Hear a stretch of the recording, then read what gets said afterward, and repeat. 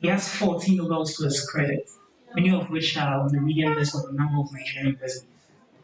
He served as a member of the Federal House of Representatives from 2003 to 2007, contributing to advocacy, regional dialogue, and policy development. He also established in 2010, together with few friends, the first writers' residency in Nigeria, the Ebebe International Writers' Residency, in Oyo State. Dr. Wale is currently the Deputy Secretary General for the Union of Writers from Africa, Asia, and Latin America. Dr. Okederan is a Nigerian who has lived in Ghana for a good time and familiar with the country than many Ghanaians. Mr. Chairman, your audience and audience, thank you. Good afternoon, ladies and gentlemen. I'm glad to be here this afternoon. And it's a double joy for me to be asked to be chairman of this book. I first met Cecilia a few years ago when she came to attend my writer's residency in Nigeria. This residency has been on for 10 years. It's open to writers all over the world. It's free of charge. We give you time, 6 weeks, to finish up what you're doing, writing, and other things. And I'm happy to say that since its inception, the residency has hosted more than 100 writers from 10 different countries, and it's still going on strong. So when Cecilia came with other, I think we have hosted about Ghanaian writers up to date, and we are still ready to take more. And then since I moved to Ghana a few months ago to take up the job of Secretary General of African Affairs Administration, a job that I've taken over from late Professor Atuki Okai, I've been able to mix very well with fellow writers. I think one of the advantages of being a writer is that, unlike other careers, it's easy for you to mix and meet other writers.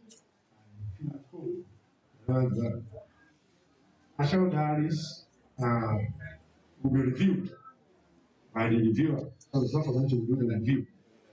But just to say that Cecilia is not doing anything new, because it wasn't just in case you may have some people will be saying, oh, why is she doing this kind of book? We've had previous books forms depicting the lives of such characters as she has done. The one that comes to mind readily is one by Cyprian Ekwensi, a foremost African writer who many years ago wrote a book called Jaguar Nana. And Jaguar Nana became a folk tale, particularly in Nigeria. It was set into music, it was set into film, it depicted the life of a single lady who was, I would say, a sexual worker. And that's the name for a prostitute. Sexual worker. And Jaguar Nana was about her life. Again, Chika, who is based in the US, also did something called Scarlet Girls. Scarlet Girls also was about the lives of some sexual workers in Amsterdam, where she lived. And she told me that while she was researching for the book, that she had to go out in the night to the streets to mix with sexual workers, to ask them about their lives, to do all the kind of. And at the end, just like Ashawo Diaries, the book has a lot of lessons to teach us, a lot of empathy for people who do this kind of work. As a medical doctor, when I was in full medical practice, it was my duty to intermingle with such people, and we were able to understand their position. So I'm looking forward to the time when this book, like its predecessors, will also go a long way, and it will outlive the author, and we can learn a lot from it. I want to welcome you, and I wish you a wonderful time. Thank you very much.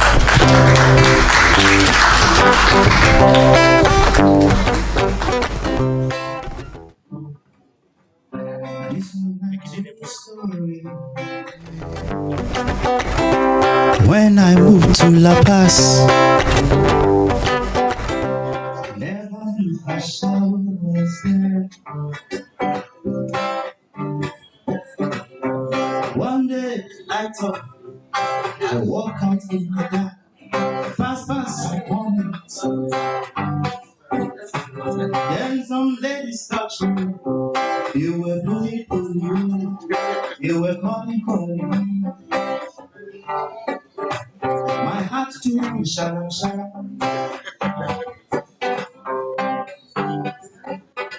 Somebody called me for the side. He said, boy, you don't know. I pass here, he so he did. Oh, it's sour,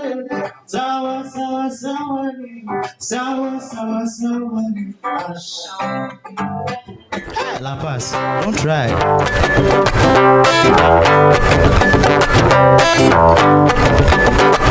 Oh, it's sour,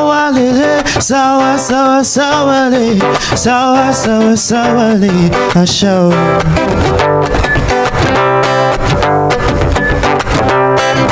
Guitar boy, that's what they call me. Guitar boy. If you see mommy water, make you never run away.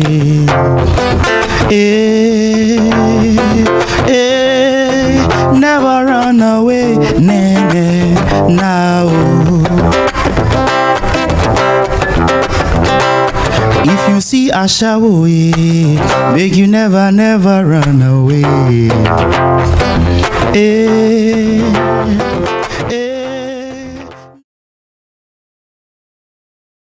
Ashawo, make you never run away.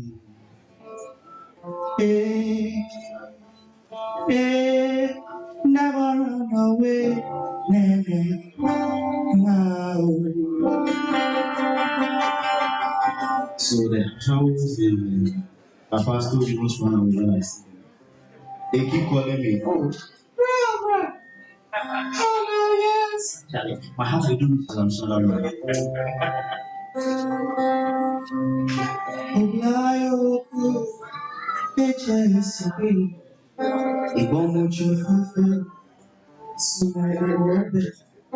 Because she me walk a batch me in Bilaka, being Sunday.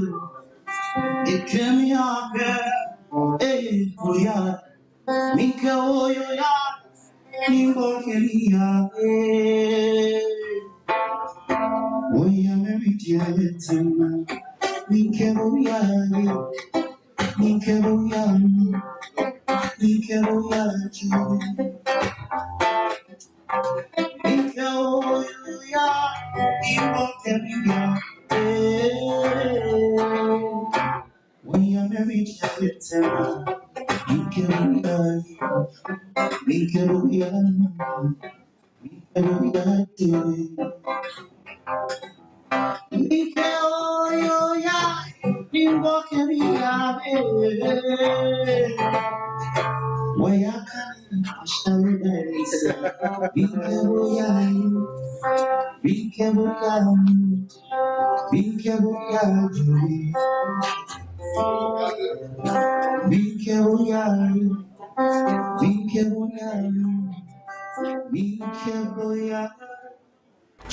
me,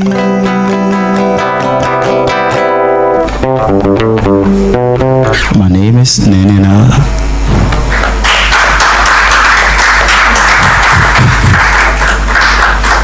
Thank you so much, Nene. At this stage, I want us to, with a good round of applause, a quality round of applause, invite the author of the moment. So, Mr. Chairman, all protocols observed. Okay, thank you. Ashawo Diaries was born out of a need to feed the society a satire, for the society to see for itself what it is. So from the chiefs to politicians, confidants, opinion leaders, to the pimps on the streets, all of those people who have the power to enslave people using their sexuality. Ashawo Diaries is sending a message to the society for them to look deep within themselves to change or effect change to better our world, better soul. So I'm hoping that everybody reads not only with their minds for pleasure, but with their thoughts for the themes, and have deep reflections to be able to see themselves in it, be part of that change. Thank you very much.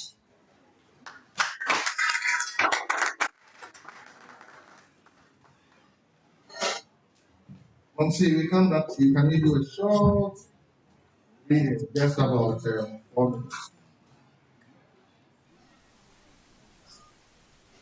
Sorry for putting you on the spot, but we are at La Paz. That's okay.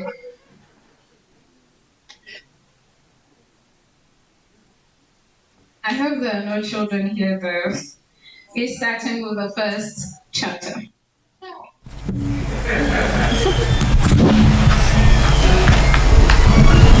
Ashawo Diaries, Chapter 1. Innocence Lost, Flowers Forcefully Plucked. June 28, 2005. He forced it into me. He forced his penis into my vagina, a humongous hairy one. And to think that I beheld twinkle twinkle lovely stars when I first saw him makes me ill. When that teacher, Kwejom Papa, walked into our class, he was so handsome, very, very handsome. All the girls made immediate mental notes and remarked amidst cheers of, oh, nah. Even Martha, who was known to dislike every teacher in our school, praised, admired, and wanted him to be her friend.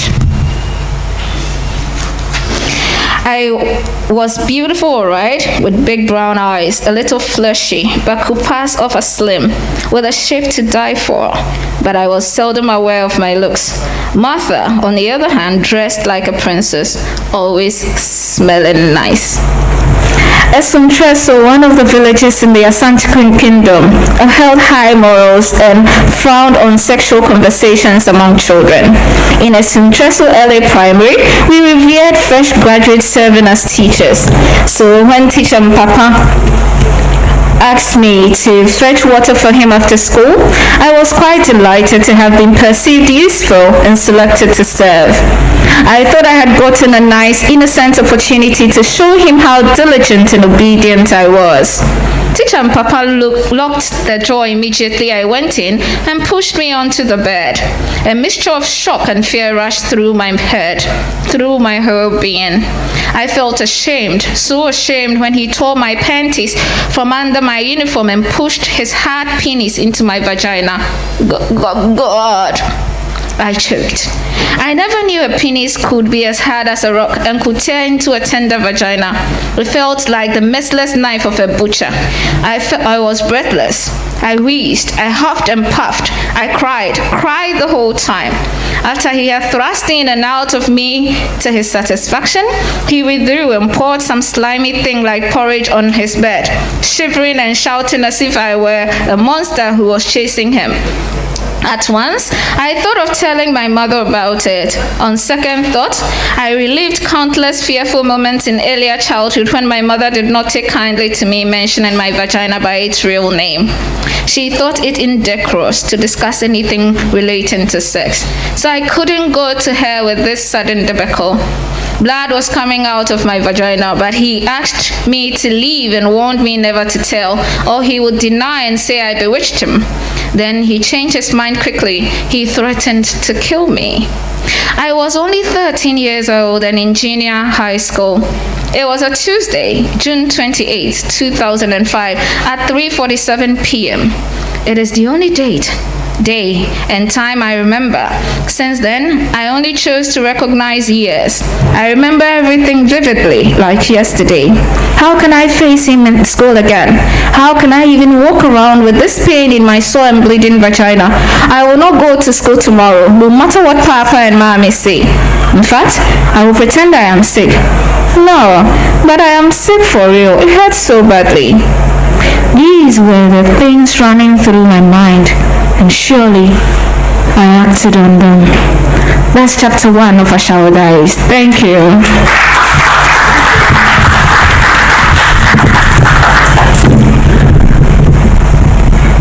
It's a good time to pause and take a poetry recital from our brother Amoafoa. Shall we put our hands together? Thank you very much. This poem I wrote some 4 years ago, and I call it The Plea of a Willful Sinner. Let me sin, but save me later. Can't let go of this till after. I think for this I'll surely love to fall. The thrill is great, and that is all. I know I mustn't do, but deep within, I already did. Your grace is sure, and what is more, I want to know its span and core. I know I am base to want this thing, but how to rise and damn this flame? My flesh entrapped beyond my will is what and where my Jesus spill.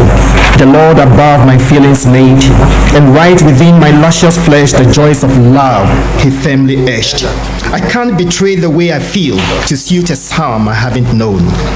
Have come this far, my roots have grown, and deep within I know I now can peer the souls of men whose heart is near. To know and know my highs and lows will make me wise and man and whole. For this I pray the Lord of grace would find within his love a place to save my soul, my sin, and erase, and me embrace. Thank you very much.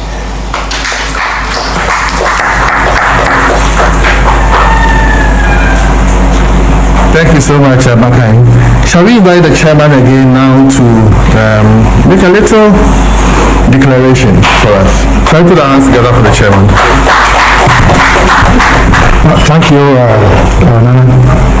Ladies and gentlemen, this is a big moment we've been waiting for.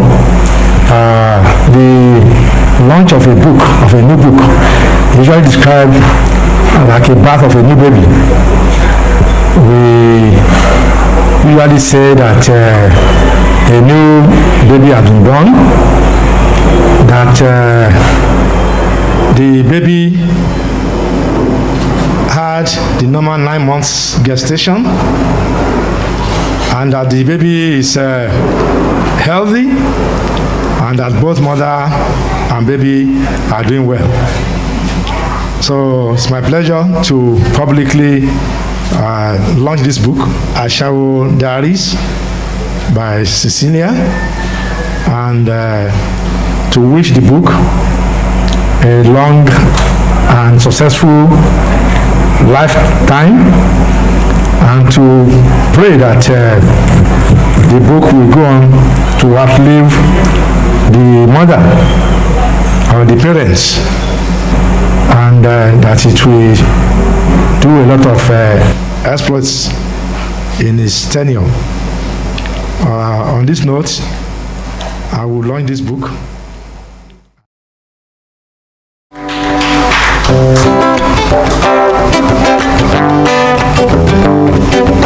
I push it in, she push it out, I push it back. She start to shout, Dr. Kish, it's terrible. I can't stand the size of your needle. I push it in, she push it out, I push it back. Kejola kosumi, kemo minimalini mana insheta. Kejola kosumi, kemo minimalini mana insheta. Force mo mi lo gbojo mi she wears song.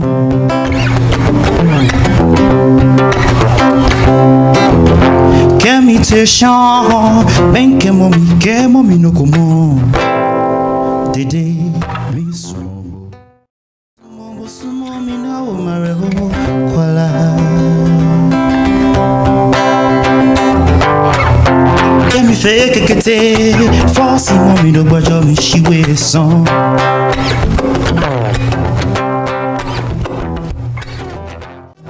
Yeah, oh me today oh, only me sumo mi no how me sheta. Oh me today oh, only me sumo mi ka o mareho kwala. Oh me sheta.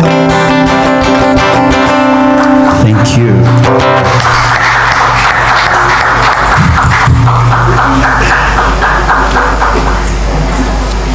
Nene, now, let's put our hands together again for Nene. So, Mr. Chairman, your concluding remarks. Thank you. Ladies and gentlemen, once again, I want to thank you for coming to honor literature.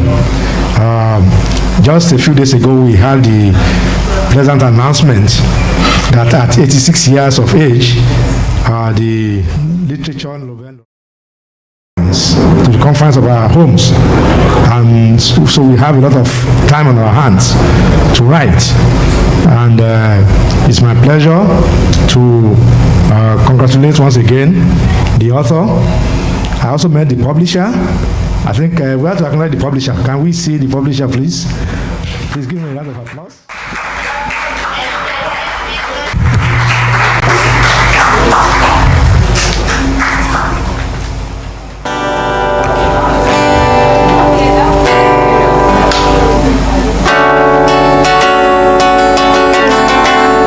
My name is Nene.